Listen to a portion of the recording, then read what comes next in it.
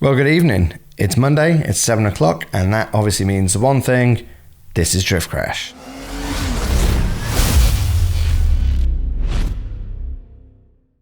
So this week we are going to discuss the origins of drifting, where it came from, its history, who made the things that we have today possible, and where all the techniques came from. The whole purpose of the channel is that we all learn something together.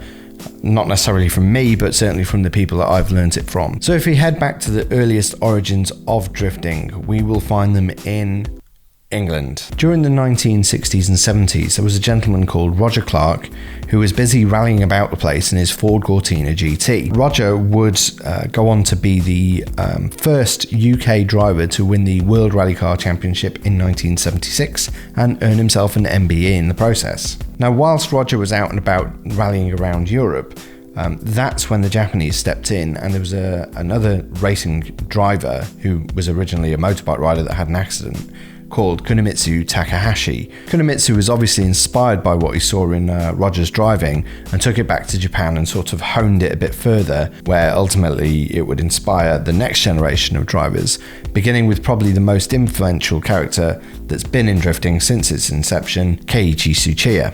So this was in the 1980s, where Tsuchiya, who would later earn himself the title of Drift King, was still drifting in the mountains of Utsui and working in a Kabakura sort of hostess red light district type bar to pay for it.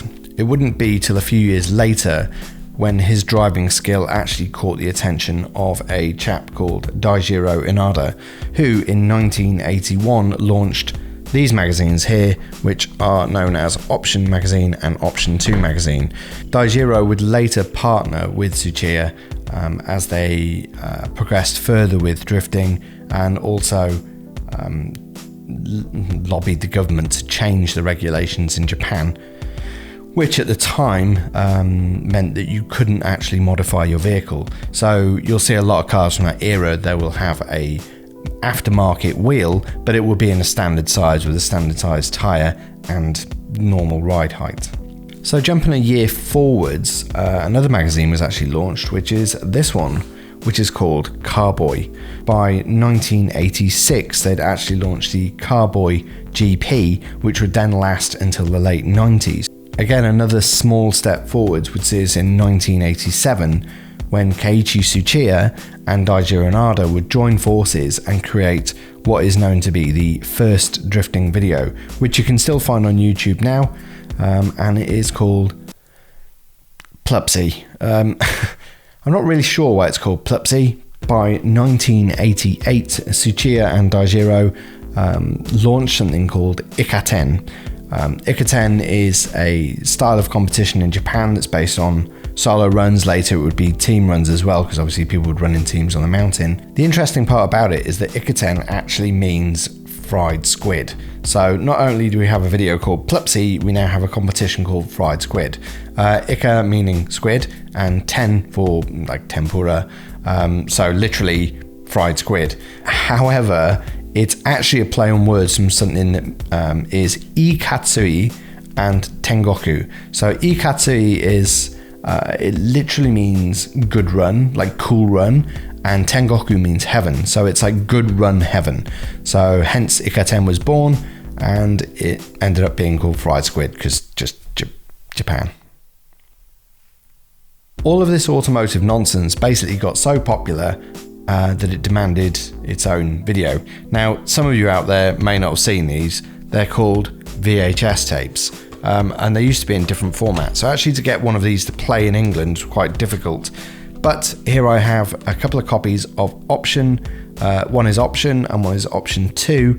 And this is from March 1993. And this one is from December 1994. So they're quite old. That popularity would continue to grow. In 1995, Initial D, the anime, was launched. So obviously there were some legends coming from the mountains that kind of fed down to popular culture. By 1996, Drift Tengoku, which is this magazine here, had been established as a subsection of Option magazine. So It wasn't its own thing, but it was part of Option. So the culture is slowly growing. Also that year, the world famous Ken Nomura would go to Willow Springs over in America and do what was the first international drift demonstration. An American driver called Reese Millen was there. He's probably one of the earliest origins of drifting in the US, and would later go on to enter the Formula Drift Championship. It was a couple of years then, in 1998, that I would first discover drifting and begin my journey with all this nonsense that you see around me, and get to the point I am now. In 1999, Drift Tengoku, this magazine here, became its own standalone magazine. So it was only 4 years from the start of it being a supplement in Option to it becoming its own magazine. And actually the following year, in 2000, is when it would become a video. So here is a Drift Tengoku VHS tape. This is volume 5, and there is a particular reason I've chosen volume 5 to show you. And it's not because Haraguchi's FC is on the front of it. It's actually because there's a section in there about direction change, which was done by Katsuhiro Ueno, and it's concerning pushing understeer. It's just nice to document that pushing understeer technique started around that era. So the year 2000 is actually very critical in drifting, because that's when the modern standard of drifting that we know began, with something called the Zen Nihon Puro Drifter Senshuken. What that means is the All Japan Professional Drift Competition. The first event was in late 2000 and actually had 3,000 spectators at the event of 40 entrants. It was in 2001 that the name would change to D1, so the D1 Grand Prix, as we know it today. But that was actually round 2. So round 1 was just one round in 2000, and round 2 was D1. Incidentally, that was also when the Fast and Furious franchise first launched, which would later popularise drifting on a much grander scale. So also during that year is when we first started messing around with drifting properly in the UK. Myself and a chap called Chris Parry and another chap called James Wolstenholme, who now resides in Japan and is realistically, he's probably the first drifter as such in the UK, started going out and driving after midnight at places that we probably had no business being. It would also be the first year that I would go to Japan. I managed to get myself to a village called Hachinohe, which is, it literally means village number 8 in the north of Japan. So Japanese people know what it is. I've no idea why they all know what it is, but it's a really, if you're a foreigner, it's a very unusual place to go. My friend lived there and it seemed like a good idea at the time. I would also get to go to the Tokyo Water Salon that year, and if you Google any images from that year, you'll see so many iconic cars. I remember, I saw Kaguchi, and I saw Valeside cars, and I saw all sorts of things that are just stuck in my mind. Back in the UK, in fact, globally, something else was kind of bumbling along, which was called Velocity Racing Team, and any of the older viewers out there might remember velocity.isfaster.net. It was a website that was run by a guy called Mike. There were a couple of guys that ran it. I think one was Matt, one was Ranzo. There were a few sort of famous characters on there. However, there was one person on there that probably does not get enough credit for the information that they let out of Japan in the very earliest days of drifting, and that is Robbie Nishida. So I just want to take a second and say thank you, Robbie, for his involvement at the very start of drifting that I feel has gone quite overlooked. In 2002, a gentleman called Nobushige Kumakubo, who is a driver of Team Orange and the owner of Ibisu Circuit, Ibisu being the place where the first ever D1 competition was held, actually proposed the top 16 format and the battles. So that was something that, as far as I'm aware, he instigated, and then obviously now that's how it's all done all over the world. Closer to home, we would have our first competition. It was organised by a gentleman called Somsak Nana, or Kiki, from Thailand, and Julian Smith from the episode last week was actually there, so there's a link up there. By 2003, drifting was gaining international attention.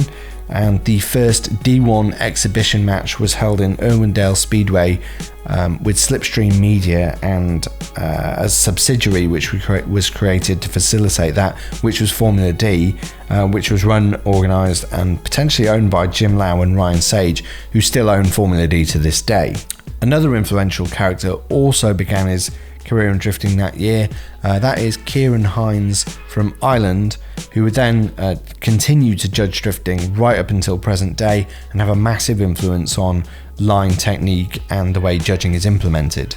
By 2004, I'd actually gone to Ireland and judged an event there with Kieran, so that was my first foray into Ireland, and the crowd was so big there, and we didn't have that in England, but the crowd in Ireland was so big and people were so behind what was happening. I just couldn't cope with it at all and just crashed everywhere I could possibly crash and made a right old ass of myself. But I think that's a testament to Ireland's love for drifting and potentially why they're so good at it today. D1 GP would continue its success in America by having another exhibition match at Irwindale Speedway. However, this time they would gain 10,000 spectators, which at the time was a record for Irwindale Speedway and potentially a record for a drift event. Closer to home, a gentleman called Hiroki Furuse, who we affectionately know as Sleepy, and another chap called Terry Collins would somehow manage to bring D1 driver Ken Nomura to a place called Birmingham Wheels, which is a banger oval in Birmingham. Now, at the time, I think most of us didn't really believe it was going to happen. So I think maybe 7 cars actually turned up, which was pretty awful. But it turned out to be true. Ken Nomura was there. We had a competition there. I managed to come second, which is great for me. But the winner was a guy who came over from Norway called Fredrik Solli. Fredrik now is very famous for his camera work. He does cinematography from onboard cameras, that type of thing. But he's also very famous for his blue Cressida and very aggressive driving style. But in that era, Fredrik came over and his skill set was so much higher than we expected. So between him and Ken Nomura, they both really opened our eyes to what was possible with a drift car at that time. Additionally, in Birmingham that year would see the very first opening of Driftworks, when Driftworks owners Phil Morrison and James Robinson set the company up from Phil Morrison's spare bedroom.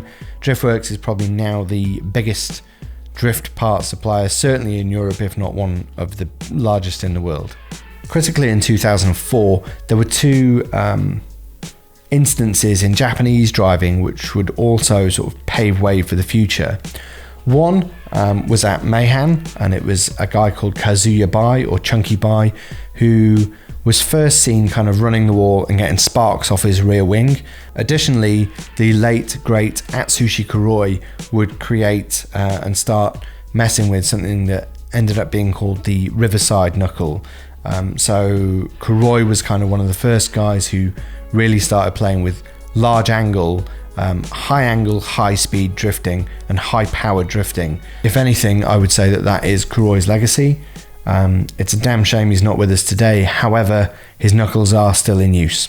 2005 would see our old friend Sleepy bring D1 to the UK officially. We had our first exhibition match at Silverstone, which gained 5,000 spectators. I was very fortunate at the time. I happened to be working for Sleepy, and somehow I was allocated with the task of moving D1 cars around Silverstone. So I got to drive some cars which I would absolutely never have thought I would be able to sit in. Imamura's FD, Kazama's S15, Mickey's Top Secret S15, and Ken Nomura's Blitz R34. The round in America would then become an official round for the D1 series. So the D1 series then extended from Japan out to America as well, and that was a point scoring round. We also had an event called GT Battle happen in the UK, where Ken Nomura and Yasuyuki Kazama came over to do a demo, which would further influence us and also the guys who had attended from places like Poland and Ireland. It's also worth noting that this is the year that Ryan Langtain also started judging up in Canada. So That's the progression that we've had in Formula Drift and in European drifting sort of simultaneously at that point. In 2006, the D1 GP would then return to Silverstone, and we would also get our own standalone licensed D1 series called D1 GB, the first round of which Brett Castle won, and Driftworks owner Phil Morrison would go on to win the championship. D1 continued its global expansion. It would have an official round in America, as well as 3 exhibition matches. So we would also see the D1 Malaysia series begin. Internationally famed Tangguh Jan would actually win 4 of the 5 rounds of that and end up in Irwindale, proving his worth on the other side of the world.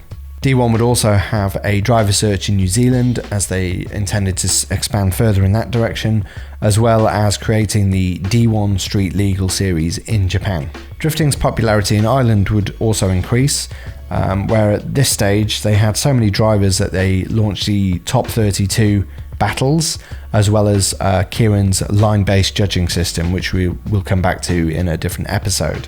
However, the Top 32 system was short-lived, as it was stopped at the end of that year and then reintroduced at a later stage. Something else that's also very critical that happened that year is that the Fast and Furious Tokyo Drift film came out, which would propel drifting into mainstream popularity, into video games and into sort of supermarkets with toys and t-shirts and things to that effect. 2007 saw the relationship between D1 and the European organisers of the local D1 GB Championship break down to the stage that we then had something called EDC, the European Drift Championship, and BDC launched. BDC, the British Drift Championship, is obviously still going today, and in theory, at some point, I will enter it. However, at this point, D1 would still continue to expand in America, having 4 exhibition matches, of which one was the World Drift Competition. It would also be the first year that Darren McNamara would go to compete in America. By 2008, there was quite a lot of turbulence in the UK drift community, which would lead to a split off by a chap called Niall Gunn, who left being EDC as a driver and would start his own series. Originally it was called Night Fight. It would later be known as Drift All Stars and eventually Drift GP, and would hone the driving skills of people like James Dean, Nigel Colfer, Martin Richards. Personally, I would say that would be the foundation for the very aggressive drifting style, which has given birth to things like the Drift Masters European Championship. Incidentally, in 2008, that would be the first year that Frederick Asbo would travel to America and start forging his own path over there. So slightly later that year, possibly the start of 2009, is when I would move to Japan and start sort of pursuing my goals in drifting in a slightly different way to the norm, and begin my journey of learning.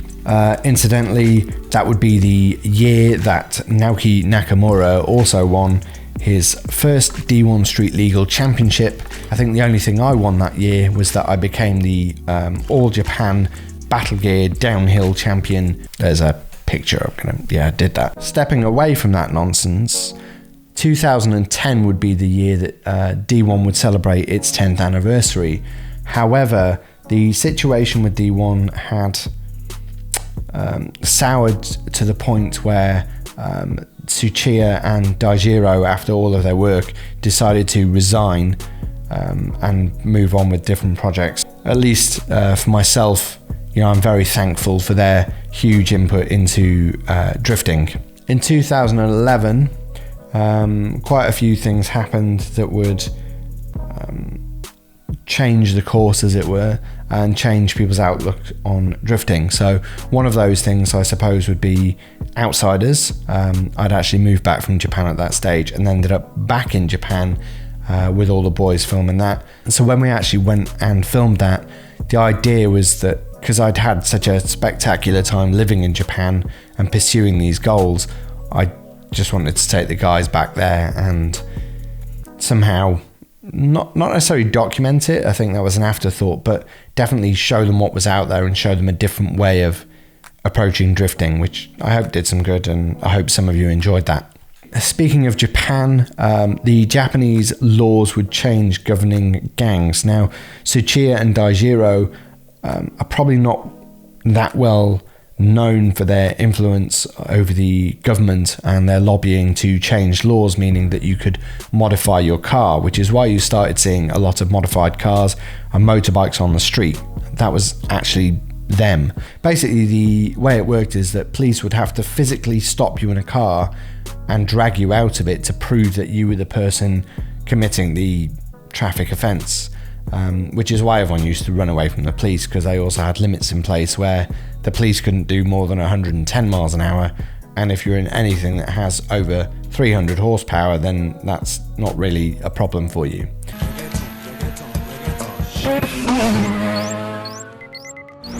What the? Police cars here only factory tuned. Can do better than 180k, they can't catch you. The police changed the law so that if you were caught with the same sticker as, I think it was like 3 other cars, that what they could do was then arrest you for being part of a gang. So obviously all the Bosozoku gangs would wear the same jackets and have the same sort of stickers or signage on their bikes.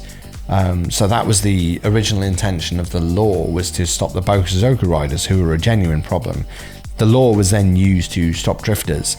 I think the most notorious of arrests and bans from that would have been Naoki Nakamura, which was in 2011, and that would put a real dampener on his aspirations to win D1. I'm happy to say at this stage that Naoki eventually recovered from that, and last year won his first D1 round for a long time. We've kind of covered most of the very early bases of drifting. Obviously there's a lot more to go, because we're still 9 years shy of where we are today, and in those 9 years we've seen a hell of a lot of changes. But it is a prudent point to end the episode. I feel like it's going to be quite a long episode now. I'm trying out this new microphone, so hopefully the sound from that is good. So next week I'm going to go back and basically review the points that I've mentioned in this video with regards to when techniques were developed, what they did for drifting, and why they are still very much useful and in use today. Hopefully you enjoyed that episode. Feel free to post a comment, let me know if you liked it. I don't know if me just sitting here talking away about drifting is the most exciting of things, but if you enjoyed it, let me know. If there's something else you'd like to know from that era, just drop me a message, or if there's something you can add to the story, please drop me a message and let me know. Take care of yourselves, and see you next week. I don't know why I do a dumb thing at the end. It just makes it weirder.